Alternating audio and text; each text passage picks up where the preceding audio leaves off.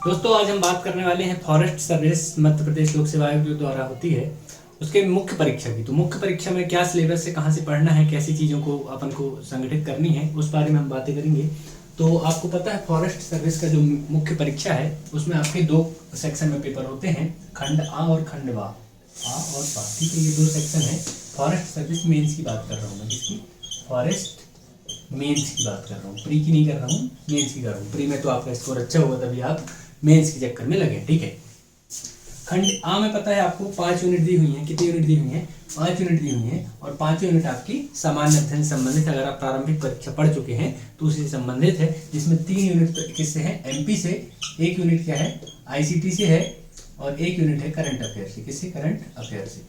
तो इसकी कोई सी भी बुक आप एक स्टैंडर्ड बुक उठा सकते हैं जिसमें मध्य प्रदेश की सारी चीज़ें कवर हो जाए। किसी भी कोचिंग का नोट्स उठा सकते हैं, पुणेकर, महावीर, परीक्षा धाम, कोई सी भी एक बुक उठा करके आप ये 3 यूनिट एमपी की पूरी कवर कर सकते हैं और आप इसको डीपली पढ़ लें। ठीक है, और प्रीवियस ईयर के प्रश्न जो भी किसी एग्जाम में पूछे गए हैं वो भी पढ़ लें। हालांकि आपने प्री में पढ़ा है तो वो सारी चीज़ें आपकी कवर है। इसके बाद करूं आईसीटी की बात, तो ये भी आप प्रारंभिक परीक्षा में पढ़ते हैं। कोई सी भी एक बुक, निर्माण आईएएस, परीक्षा धाम, या कहीं से भी आप इसको उठा करके पढ़ सकते हैं। वैसे ही करंट अफेयर में बहुत सारी मैगजीन बाजार में आपको मिल जाती हैं, तो उससे आप पढ़ सकते हैं। ठीक है दोस्तों, अगर मैं बात करूं खंड बा की, तो खंड बा यहाँ पर महत्वपूर्ण है, जो कि आपके 100 क्वेश्चन का वेटेज रखता है। यहाँ पर 50 प्रश्न होते हैं और यहाँ पर 100 प्रश्न होते हैं। टोटल पेपर होता है 150 क्वेश्चन का। 150 क्वेश्चन मतलब यहाँ पर आपका होता है टोटल 450 नंबर, अर्थात हर प्रश्न आपका 3 मार्क का है। कितने का? 3 नंबर का।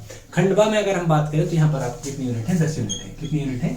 10 यूनिट है। 10 यूनिट आपको अलग अलग डिवाइड है, और यहाँ पर ये महत्वपूर्ण है कि ये कहाँ से पढ़े। ठीक है, आपको दोनों चीज पता होना चाहिए कि दोनों सेक्शन में आपको अलग अलग क्वालिफाई करना जरूरी है। अगर आप ST SC में है जिस भी कैटेगरी के हिसाब से, तो वहाँ पर 30%, और जनरल में है अगर आप तो 40% क्वालिफाइंग मार्क्स दोनों सेक्शन में अलग अलग भी लाना है। उसी के बाद आपका सिलेक्शन यहाँ पर देखा जाता है। तो 10 यूनिट जो है आपकी, तो शुरू की अगर मैं 4 यूनिट की बात करूँ, 1, 2, 3 और 4, ये सबसे महत्वपूर्ण, जो कि आपको लगता है हम इसको कहाँ से पढ़ें, कहाँ से करें। ये किससे संबंधित है? फॉरेस्ट से। वन एवं वानिकी, क्या है? वन एवं वानिकी। ठीक है, इसमें फॉरेस्ट से संबंधित नियम, अधिनियम, ये सारी चीजें आपको यहाँ पर वर्णित की गई हैं कि फॉरेस्ट्री के सिलेबस में जो 4 यूनिट है। उसके बाद 5वीं यूनिट भी अगर मैं यहाँ पर सम्मिलित कर लूँ तो मध्य प्रदेश की जनजातियों से संबंधित यहाँ पर यूनिट है।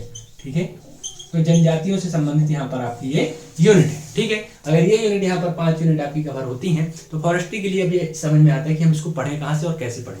तो दोस्तों सबसे पहले किसी भी एग्जाम की स्ट्रेटजी में जब भी बात करता हूँ, या आप कहीं भी वीडियो भी देखेंगे, तो आपको सबसे महत्वपूर्ण क्या होता है कि आप उस एग्जाम के प्रीवियस ईयर पेपर देखें।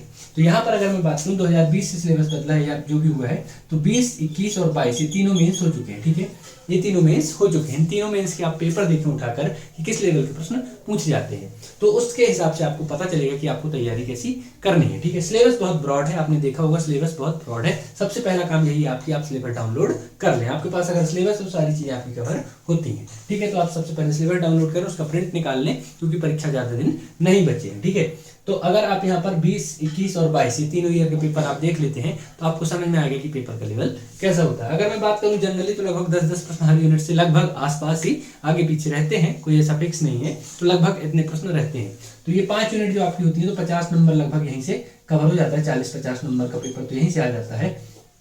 ठीक है, तो इसको पढ़ने के लिए क्या सोर्स उठाएंगे, कहाँ से हम इनको पढ़ेंगे?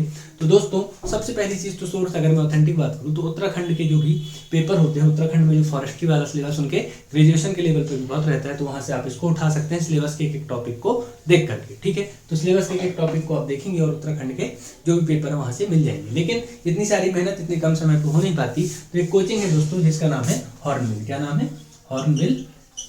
यहाँ पर ये कोचिंग के नोट्स आपको मार्केट में उपलब्ध है। तो ये बहुत अच्छे नोट्स इन्होंने बनाए हैं, मैंने अपने मेंस में इसी को पढ़ा है, और देखते हैं अब रिजल्ट क्या होता है। अभी तो रिजल्ट में बहुत देर है, अभी आंसर की आ चुकी है, उसके हिसाब से सेटिस्फाई हो। तो ठीक है, सो हॉर्नबिल का आप नोट्स उठाएंगे और वहां से फॉरेस्ट्री की 4 यूनिट का 4 यूनिट का आपको कवर करना है। मध्य प्रदेश की जनजातियों के लिए बहुत सारी बुक है मार्केट में, बहुत सारे आपको सिलेबस कंटेंट आपको मिल जाएगा। ठीक है, तो हॉर्नबिल की नोट्स से आप उठाएंगे, डिटेल में पढ़ेंगे, ऑब्जेक्टिव टाइप लगाएंगे, तो आपकी 4 यूनिट यहाँ पर 5 यूनिट कवर होंगे। उसके बाद मैं बात करूँ, इसमें साइंस का भी वेटेज रहता है। कौन सी कोचिंग के नोट्स बताया मैंने? हॉर्नबिल के नोट्स किसी भी यहाँ पर इंदौर में फोटोकॉपी दुकान में मिलेंगे, और अगर आप बाहर हैं तो वो फोटोकॉपी वाले आपके घर तक इसको पहुंचाते हैं, PDF के फॉर्म में मिल जाएंगे। ठीक है, इसके बाद अगर मैं बात करूँ आपसे इसके बाद अगर मैं बात करूं आपसे कि जो साइंस वाला पोर्शन है, कौन सा? साइंस वाला पोर्शन है, तो साइंस वाले पोर्शन को कहाँ से पढ़ना है, तो साइंस वाले पोर्शन के लिए आपको क्या करना है दोस्तों, यहाँ पर कौन कौन सी यूनिट है आपकी, फिजिक्स है, केमिस्ट्री है और बायो है, फिर मैथ है और एनवायरनमेंट है, पर्यावरण है, ठीक है, और मैथ के साथ रीजनिंग भी है, ठीक है। तो यहाँ पर आपका फिजिक्स केमिस्ट्री बायो देखिए बहुत ब्रॉड सिलेबस है, आप मैथ का, फिजिक्स का, केमिस्ट्री का, बायो का सिलेबस देखेंगे बहुत डिटेल में दिया हुआ है। तो डिटेल में पढ़ने के लिए बहुत अच्छे से डीप स्टडी कीजिए। इसके लिए आप सोर्स क्या उठा सकते हैं, एक तो पहली चीज सबसे लुसेंट की जो सामान्य विज्ञान की किताब आती है उससे आप फिजिक्स केमिस्ट्री बायो बहुत अच्छे से पढ़ लें, उसके सारे ऑब्जेक्टिव लगा लें, ठीक है, उसके सारे ऑब्जेक्टिव लगा लें। उसकी चीज यहाँ पर कौन कौन से सोर्स मैं आपको बता रहा हूँ। पहली चीज तो साइंस के लिए लुसेंट के सारे ऑब्जेक्टिव, उसके बाद साइंस की घटना चक्र क्या आती है, घटना चक्र, ठीक है, घटना चक्र लगा लें। साइंस की घटना चक्र लगाने से बहुत फायदा होगा आपको, और लुसेंट के ऑब्जेक्टिव लगाने से। इसके बाद मैं बात करूं, जब आप ये कब करेंगे, अगर आपके पास समझ अच्छी है, साइंस फील्ड से ही आप होंगे तभी ये पेपर आप दे रहे हैं, तो आप करें परीक्षा वाणी की बुक आती है, इसकी परीक्षा वाणी, परीक्षा वाणी से आप बहुत अच्छे से डिटेल में इसको पढ़ सकते हैं फिजिक्स केमिस्ट्री बायो को, जो कि लेवल के प्रश्न होते हैं। हालांकि कुछ प्रश्न बहुत उटपटांग होते हैं, पर उनकी हमको तैयारी नहीं करनी है, हमको वही 60-70% चीजें अच्छे से हमसे 80% बन जाए, उसके लिए अगर मैं बात करूं तो लुसेंट, घटना चक्र और परीक्षा वाणी, ये तीनों से आप साइंस का पूरा वेटेज कवर कर सकते हैं।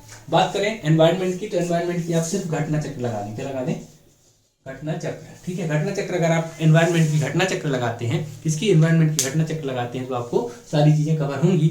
तो आपके यहाँ पर कितनी यूनिट होंगे, 9 यूनिट। बात रही मैथ्स और रीजनिंग की, तो जो भी सिलेबस में टॉपिक दिए हैं यूट्यूब में सीधे उनको डालिए और उनके प्रश्न लगा लीजिए। मैथ्स इसकी स्ट्रॉन्ग नहीं है, उसके लिए थोड़ा दिक्कत हो सकती है, 10 से 12 प्रश्न यहाँ पर रहते हैं। फिजिक्स केमिस्ट्री में भी आपको न्यूमेरिकल अच्छे से लगा के जाने, जो छोटे छोटे लेवल के होते हैं, जैसे गति के तीनों समीकरण है, उससे ज़्यादातर न्यूमेरिकल फिजिक्स के आपके हो जाते हैं, ठीक है। तो इतना सिलेबस आप यहाँ से फिजिक्स का कवर कर सकते हैं। ऐसी केमिस्ट्री में छोटी छोटी चीज़ें हैं, लुईस अम्ल है, क्षार है, ये सारी चीज़ें आपको परीक्षा वाणी से अच्छे से कवर करनी है, और घटना चक्र को डिटेल में लगाकर जाना है, ठीक है। और ये तीनों प्रीवियस ईयर तो मैं आपसे बात कर ही चुका हूँ, ठीक है। तो इतना सारी चीज़ लगाना है। मैथ्स की अगर हम बात करें तो मैथ्स कुछ हमारे यूट्यूब में भी वीडियो पड़े हुए हैं, और वीडियो हम मैथ्स की लगातार इसमें डालते रहेंगे।